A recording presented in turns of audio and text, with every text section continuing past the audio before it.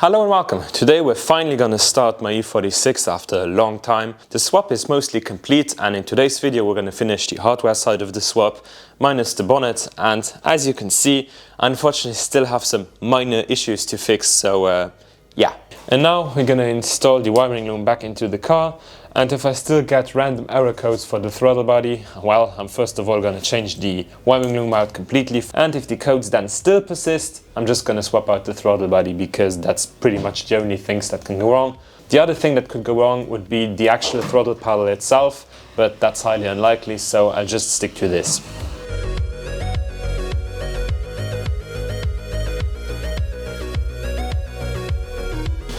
Now I'm going to go towards the back of the car, hook up the battery, and then get the key and spin it for like a minute, 2 minutes.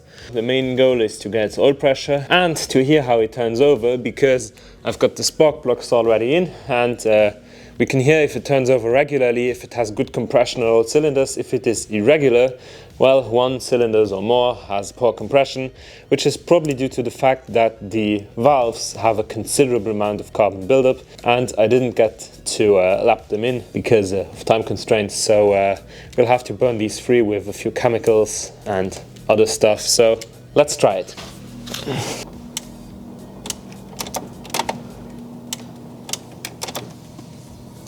So, we couldn't get it started. Well, it doesn't want to crank over. I hope that it's just the key fob battery that's dead, because when I got the car I could unlock it with the buttons on the remote. That stopped working after like a month or so. And yeah, I just hope it's that, because the car hasn't been used for like a year and the functionality of the key fob went down over time. So that would be a logical explanation, because if the key fob does not communicate with the EWS, the car doesn't want to crank, so that's a theoretically possible situation. Many people charge their key fob battery with a charger for electric toothbrushes, so I still had one of those lying around, so I'm just going to try that right now. I hope it's going to work after that, because otherwise there's going to be some major diagnostics to be done. In the meantime, we're going to continue with installing all of the intake tract and our new hydraulic steering reservoir. These have a filter inside that needs to be changed.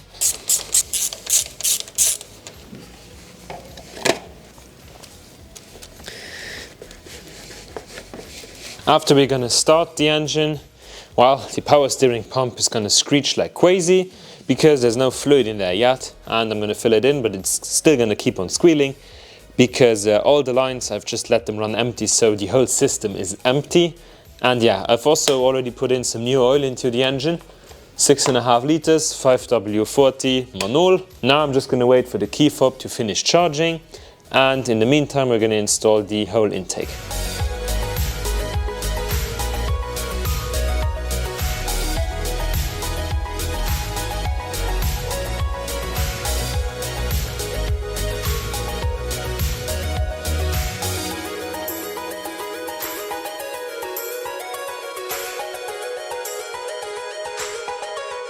Ground right here, and then right there, and then we're going to activate the solenoid with a screwdriver, like so, and this starter still works.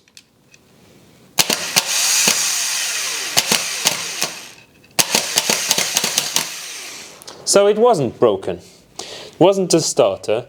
So we have to look elsewhere. Okay, some major updates. I'm really stupid, and I forgot to attach a connector. And now I can hear the starter clicking. I'm going to show you. This cable was attached before and I've taken it off. Maybe if I reattach it, it's going to work magically, because the main connection gets its connection from right here, and the solenoid comes from the ECU, so yeah, now it should spin in theory. So, the solution is, don't be stupid, start with the simple things. And yes, I started working on the E9. But I'm happy, like really excited. Now that I know that our engine is at least spinning, I'm going to reinstall all the sensors, intake, everything. and I've already let it spin for quite some while, and we do have oil pressure because the oil filter housing is filled to the brim, and hopefully by the end of today I'm gonna have a running engine. Well, it's gonna run like crap, but that's because we still have the wrong tune.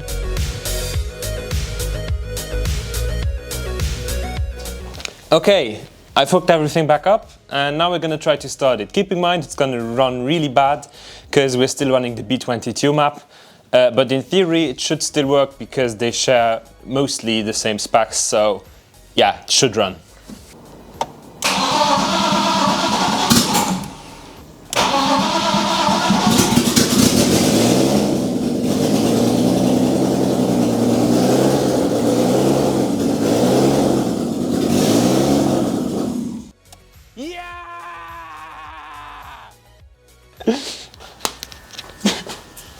So, the engine finally runs. I'm really happy. If I'm being honest, for the last few weeks and maybe even months I've been frustrated with cars because of this car, but now that I've heard the engine, I'm back in the game, and now I can actually finish up the last odds and ends of the swap, like dropping the exhaust and the prop shaft, because I still need to get that in with the transmission gebo.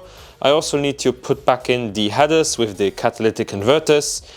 No, I'm not gonna empty these for obvious reasons. The car will still remain catted. I'm not really a proponent of removing the cats. Well, yeah, I could get like 10 horsepower, but it's not really worth it. Also, this car is already pretty loud, and if I'm not gonna buy a new exhaust system and I'm gonna decat it, it's gonna be obnoxiously loud and I'm gonna get into trouble. Also, I'm not gonna pass technical inspections without cats, and I don't wanna get in trouble with the police, so car's gonna stay catted. And I just need to cut off 2 broken exhaust bolt studs because we broke these when I took it off. Now I'm also going to drop the exhaust. That allows me to first of all get the drive shaft back into place because I couldn't get it aligned while getting the engine in. So now I'm going to have to take out the drive shaft and reinstall it with the center support bearing loose. That also allows me to get the cats in easier afterwards, and I can get the shifter linkage in without getting into major discomfort. So only positive things.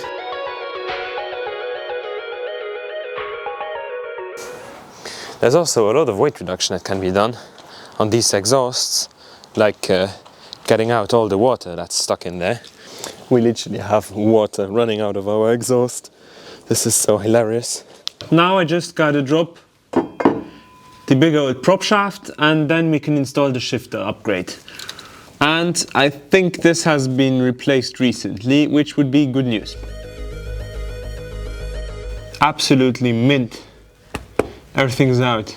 Great. So I hope you can see this good enough, and sorry for the poor angle, but without the lift this is kind of like tight.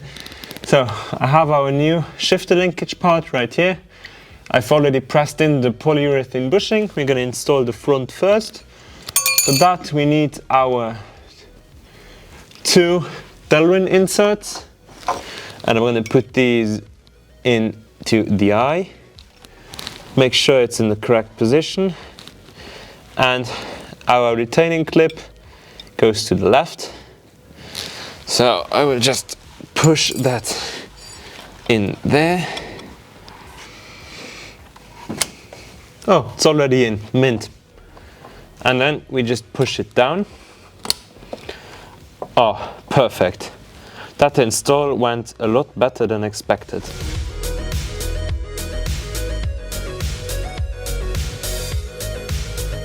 After much frustration, I've got everything installed. I've also bought a new shifter bushing for the top.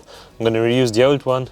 I have a short shift kit from the same make that did the Delrin inserts and the polyurethane bushings, and I didn't like it because it's in my brother's car currently and it's way too short. I'm going to put some grease in our new bearing, nice and greased up. Now I'm going to put this one through, like so. And then we have to line it up and then just twist it into place. This is now neatly in place. Now I'm just quickly gonna go under the car and hook this up. I haven't tracked it, and you're gonna get my first reaction. I hope it's good, because otherwise I'm going to be quite frustrated, because this is just going to be time and money thrown out the window, but I'm positive it's going to leave a noticeable impact. Just going to put our new Amsport, or decently well used Amsport shift knob on.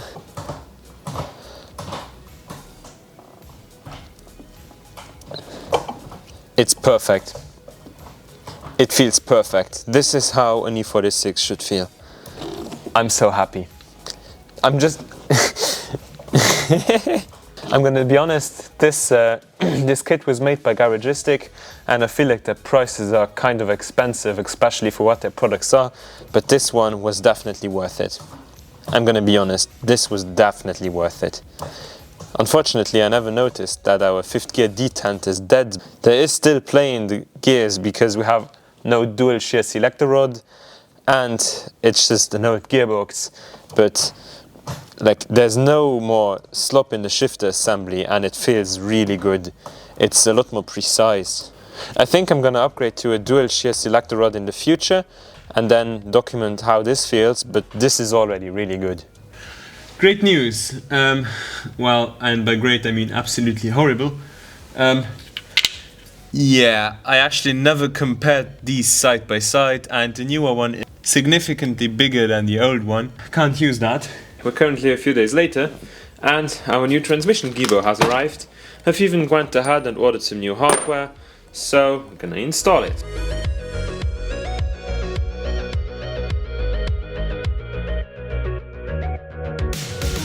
Also, I hope it's not too audible, but I bought a diesel heater. That's the clicking noise you're hearing.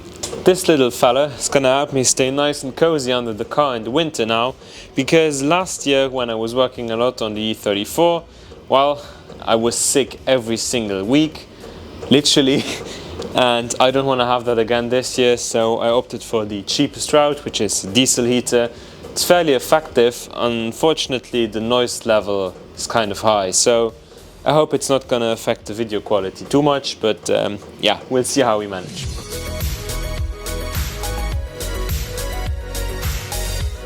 Now the only thing left to do on the hardware side of this swap is to put the catalytic converters and the exhaust back on, and after that the whole hood.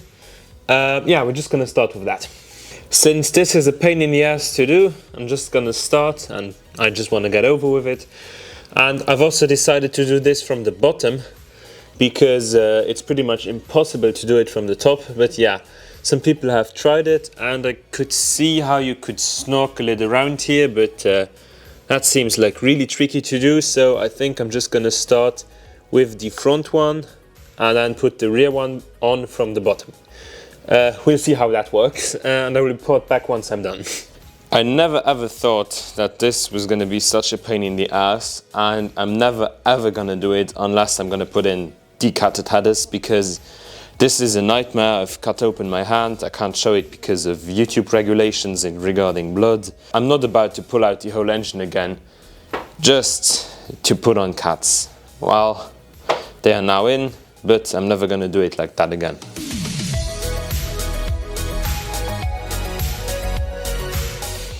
Now we're going to reinstall our secondary air pump, which is emissions required. Little backstory to this. In my country, you fail technical inspection when the light for the blinker fluid is on. Well, in my case, the sensor is broken because the light is always on. And I unfortunately couldn't get a sensor in time because I noticed it too late. But yeah, thankfully I should be able to just short it out, and then we should be fine.